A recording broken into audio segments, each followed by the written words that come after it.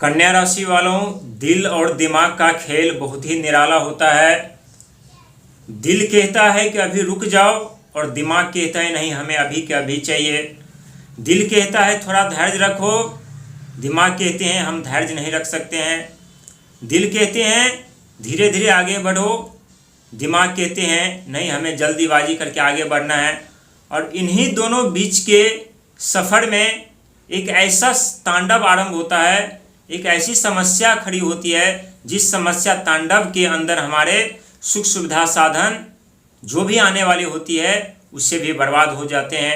लेकिन कहते हैं कि इंसान जब अपने जीवन में ये ठान ले कि परिस्थिति कितनी भी गंभीर क्यों न हो, आज नहीं तो कल जरूर हम धनवान बनेंगे, आज नहीं तो कल जरूर हम अमीर बनेंगे, आज नहीं तो कल हम जरूर सिंहासन प्राप्त करेंगे, तो उस इंसान का साथ पूरी सृष्टि, पूरी कायनात, पूरी ब्रह्मांड, पूरे ग्रह देते हैं। और ठीक उसी प्रकार आपके जीवन में घटना घटित होने जा रही है। और इन घटनाओं को कोई साधारण घटना नहीं समझिएगा, न ही समझने का प्रयास कीजिएगा, क्योंकि इस समय आप लोग सभी जानते हैं कि 7वें घर पर शनि महाराज और 6ठे घर पर राहु महाराज। हालांकि 7वें घर पर शनि महाराज आप लोगों को कष्ट जरूर दे रहा है, लेकिन 6ठे घर पर राहु महाराज आप लोगों को सफलता भी दिला रहे हैं और दे रहे हैं। 12वें घर पर बैठा केतु आप लोगों से खर्च अत्यधिक करवा रहे हैं।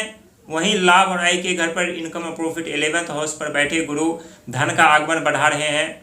लेकिन आपकी भी उम्र यदि 25 से 80 वर्ष के बीच का है तो ये जानकारी आप लोगों के लिए बहुत ही महत्वपूर्ण होने वाला है, क्योंकि पिछले कुछ वर्षों में खास करके जिनकी उम्र 25 से लेकर के और 50 तक के बीच का था, उनका जीवन बहुत ही प्रभावित हुआ है।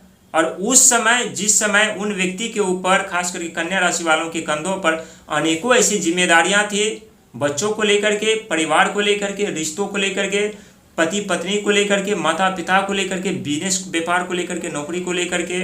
और इसी दौरान एंट्री होता है कर्ज बढ़ना, शारीरिक स्वास्थ्य खराब होना, साथ ही शत्रु परेशान करना।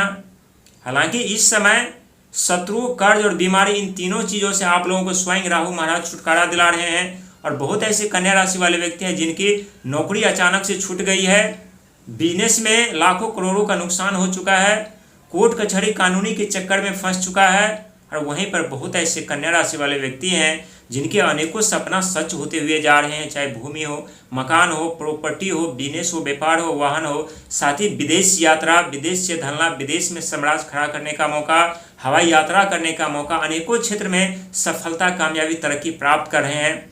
लेकिन अभी तक आप लोगों के जीवन में खास करके 30 वर्ष से लेकर के 55 तक के बीच के व्यक्ति, यदि आप लोगों के जीवन में यदि अभी तक समस्या तांडव मचा रही है, या आगे का रास्ता कोई दिखाई नहीं दे रहा है, या आगे बढ़ने का मौका नहीं मिल रहा है, तो थोड़ा ठहर जाइएगा।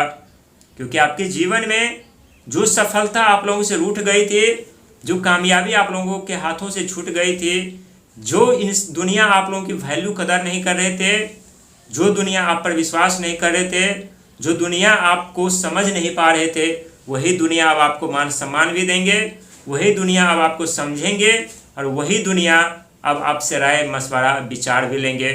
कहते हैं समय का खेल बहुत ही निराला होता है, और जब समय कन्या राशि वालों का साथ देने लगते हैं तो ऐसी कोई सफलता, धन दौलत नहीं जो कन्या राशि वाले व्यक्ति प्राप्त नहीं करते। और खास करके जिनके लाभ और आय के घर के स्वामी स्वयं चंद्रमा हो और 7वें घर के स्वामी स्वयं देवस्पति महाराज हो।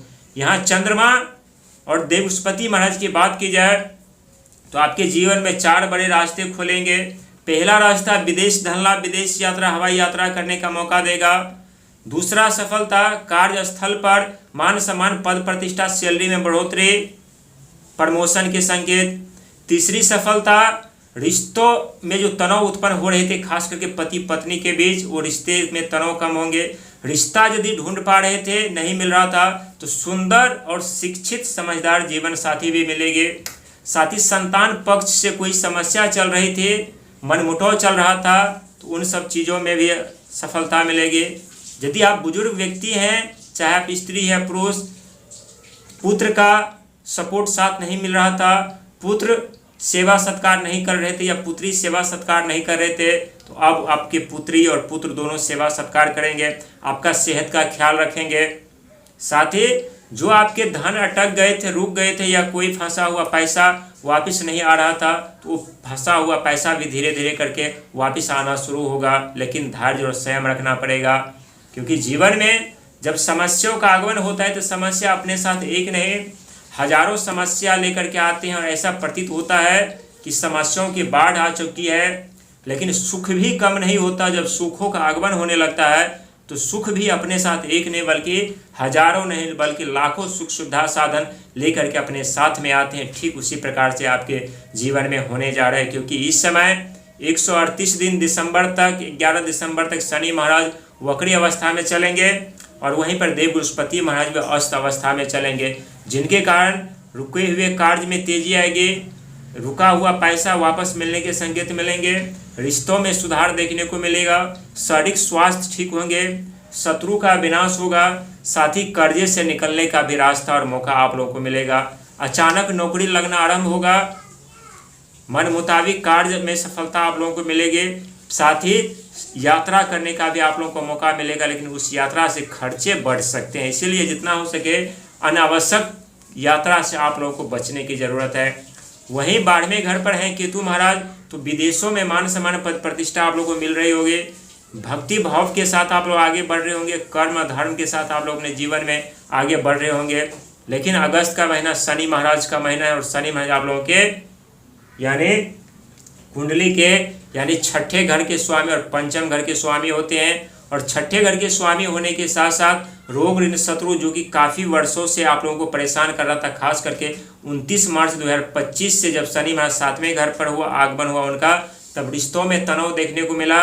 और जब 18 मई को राहु महाराज का आगमन आपके छठे घर पर हुआ, तब से रोग ऋण शत्रु शुरुआती दौर में परेशान जरूर किया था, लेकिन अब रोग ऋण शत्रु इन तीनों चीज़ों से आप लोगों को छुटकारा और राहत मिल रही होगी। और कहते हैं रोग ऋण शत्रु ये वो 3 चीज़ होते हैं जो इंसान को न चैन से जीने देती है, न चैन से मरने देती, न चैन से कोई कार्य करने देती, न चैन से आगे बढ़ने देती है।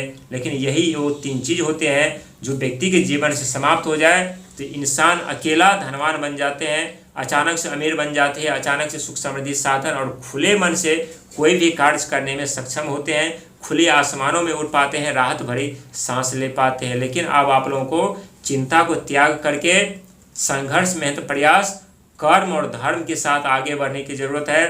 चतुराई और चालाकी को त्याग देना चाहिए।